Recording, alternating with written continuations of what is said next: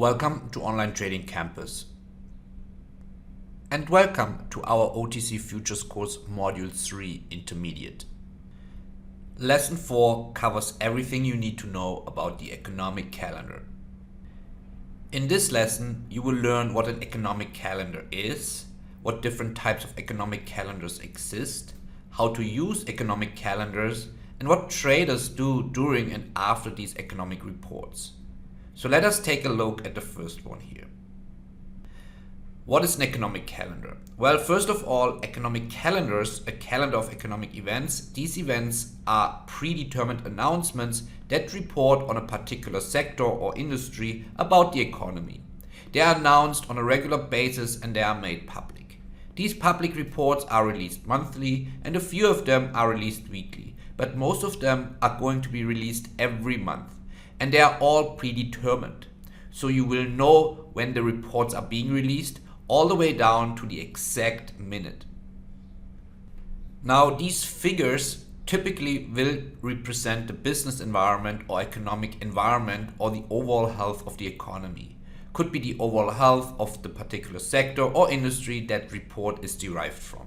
So for example, you may have a report regarding oil inventories or the FOMC, which is the Federal Open Market Committee.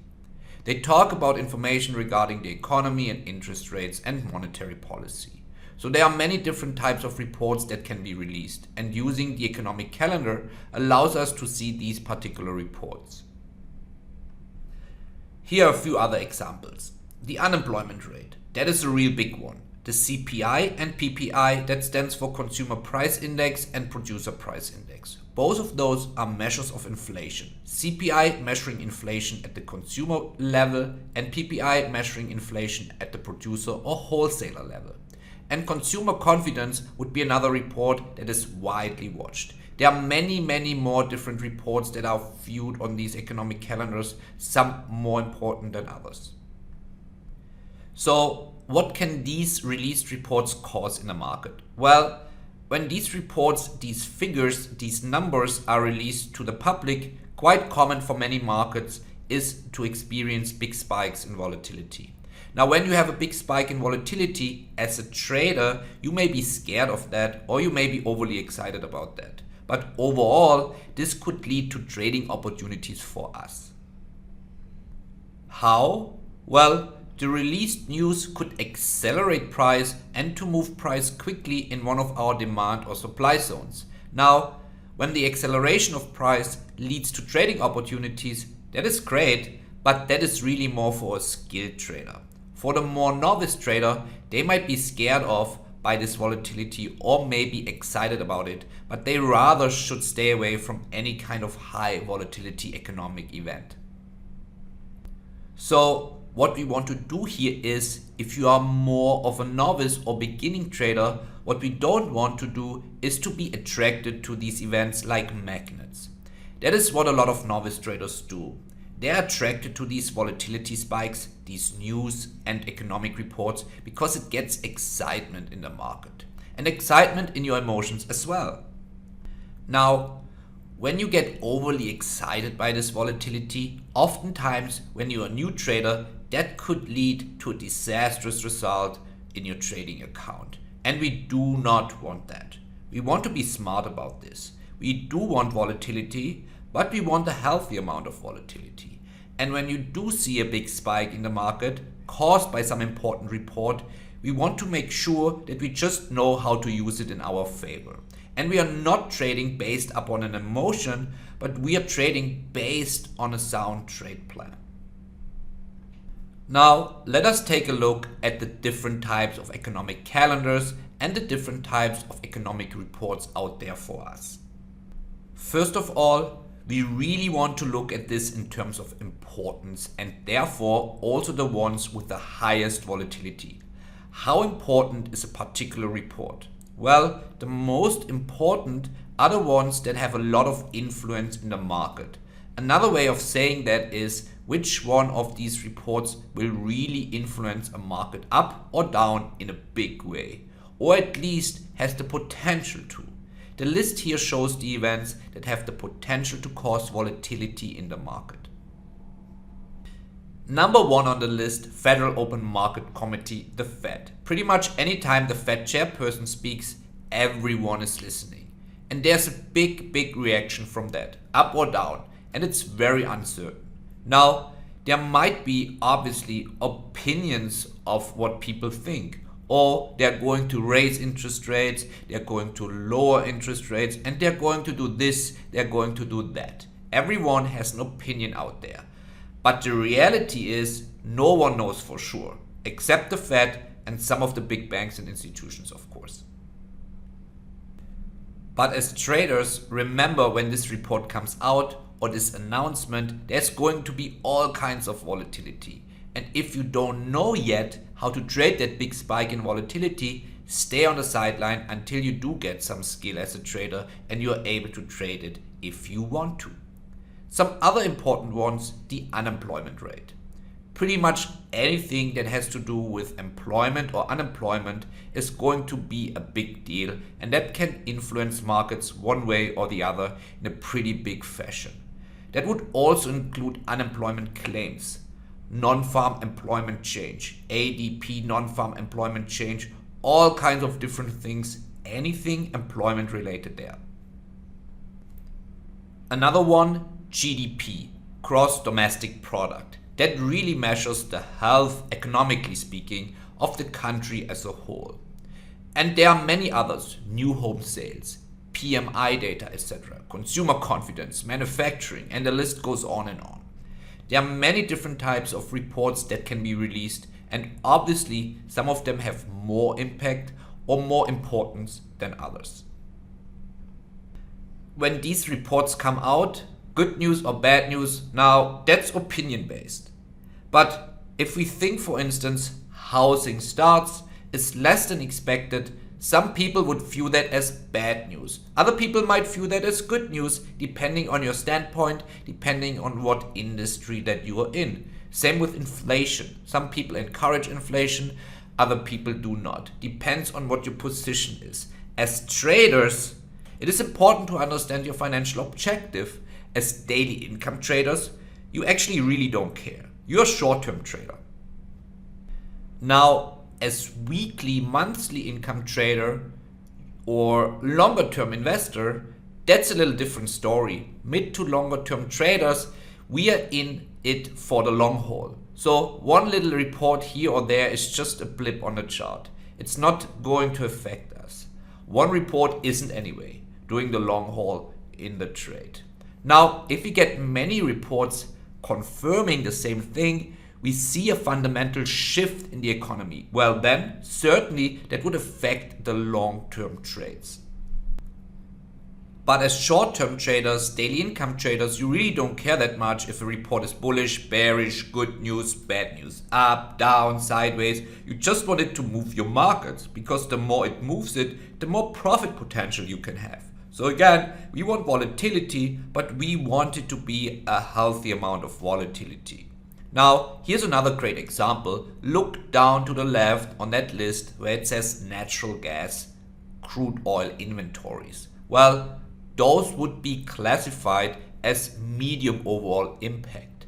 But what if you are a crude oil trader or natural gas trader?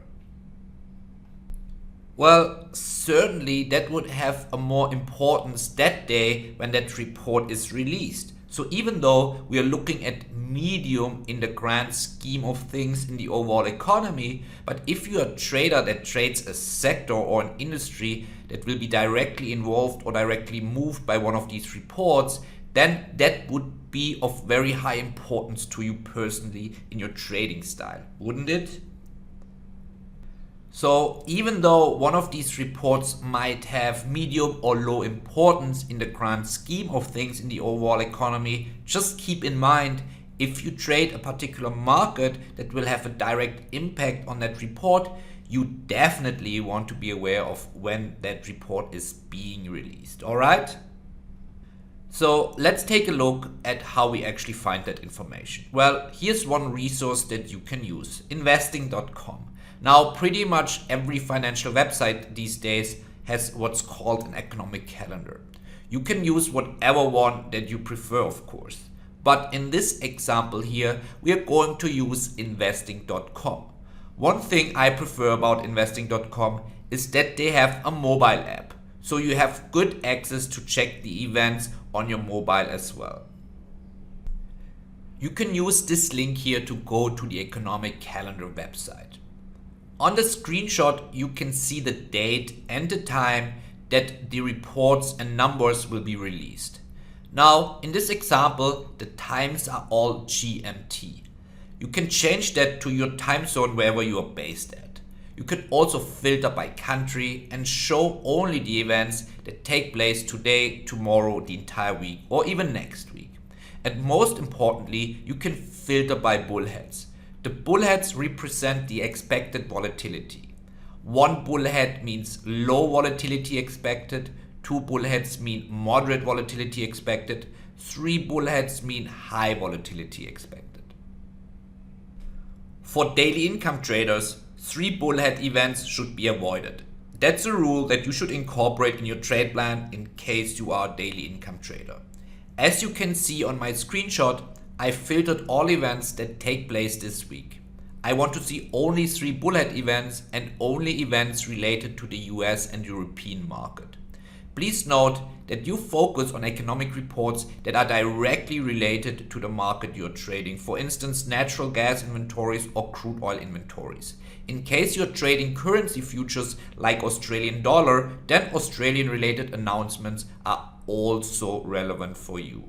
Here in this column represents the previous report numbers. So that could have been the month before, the quarter before, the week before, depending on the frequency a certain report or number is being released.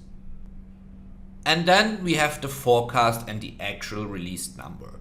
So what is the forecast? Imagine there are some analysts and experts out there that get together and they basically say, we think it's going to be this or we think it's going to be that. They're analysts. As they are analyzing this, they come up with a particular number that they think will be most accurate. Now, this is their business, this is what they do. So they are oftentimes very close to the actual number. Now, on occasion, they can be way off. And when they are way off, and the actual number is significantly higher or lower than what was expected or forecasted, then this is a recipe for some extreme volatility. That is when you see the markets really move fast up or down. Now, if the actual report number is pretty much in line with what was expected, there's usually not that big of a move one way or the other. Sometimes you get a move, a big move, but that's rare because it's what is expected. And that price has already been priced into what was expected. Where you get the real big spike in volatility is where there is something that's unexpected or the actual number is significantly higher or lower than the expectations. And that's what we need to watch out for. Another economic calendar that you should bookmark is insidefutures.com. Again, you can use this link here. This calendar is essential when trading agricultural products such as corn, sugar, soybeans, wheat, livestock, etc. It includes publication dates for current harvest data, physical supply and demand data, and so on. By now, it should be self-explanatory that these publications upon release can cause high volatility in the specific agricultural market. In Module 5, I will go through one example on how we can even analyze these publications and use them in our favor to make a trading decision. Now, what should traders do during these economic reports? We've covered this a little bit already, but we want to ask ourselves here. Think about a few things here. These figures, these reports that were reported today refer to a prior week, a prior month, a month before, or the quarter before. And so there's a little bit of a lag there. But even if they are lagging, that's fine. They got to report it, so they need to go back that amount of data. But once that report is released, remember, we are traders here. We don't really care if it goes up or down. Now, someone else who has money on the line or an opinion on the line, maybe they're an economist or an analyst or something, let them have their own opinions. By the way, they're wrong just as much as they're right also. So that's why we really have an advantage here. We don't have to be right in our opinion, we just have to be right in following our trade plan. So sometimes these good numbers can cause the market to go up, and oftentimes they will. But sometimes they go down when we expect price to go higher because of a bullish report. Again, another reason, let's not get too emotionally or opinion based on these reports. And of course, the opposite, sometimes these bad numbers will make the market go down, and oftentimes that does happen. Sometimes it just goes down initially and it drops right into a nice high quality demand zone, and wham, that thing goes right back up higher. We don't want to be fooled by that. Remember, plan our trade, trade our plan. Let these news announcements create more volatility and price movement that will push price into our supply and demand zones or further towards our target. That's fine. That's what we want. We want that kind of volatility. Now, these institutions have access to awfully expensive data feeds. So they get all these data feeds and they get access to the report numbers much sooner than the average public out there does, the average investor, the average trader. By the time we watch it on TV or read it on the internet, these institutions have a huge head start because they are paying significant amount of money to receive that data feed, and that data feed comes into their computers and it gets run by their computer trading algorithms.